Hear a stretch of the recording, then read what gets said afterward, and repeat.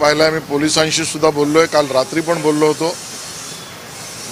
यामागचं नेमकं कारण काय आणि कशा पद्धतीने घटना झाली याबद्दलची सर्व माहिती आणि त्या संबंधातली सगळी चौकशी पोलीस करतायत.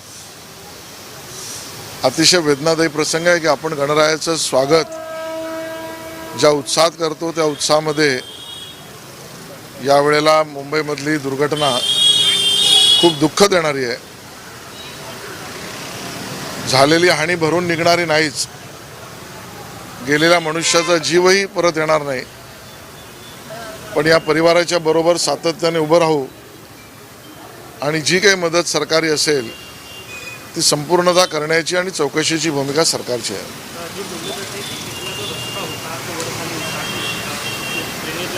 महानगरपालिकेकडे दुसरी गोष्ट अशी बोलली जाते की जो गणपतीचा पाठ जो होता त्यांचं काहीतरी बॅलन्स बिघडलं असे बोलले जाते. सगळ्या प्रकारचं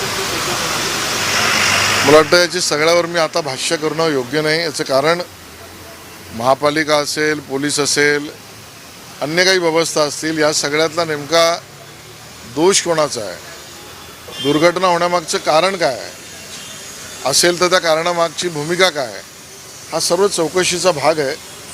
पोलीस काम करतायत, पोलिसांना काम करू द्या आणि मग या सगळ्या गोष्टी स्पष्ट होतील.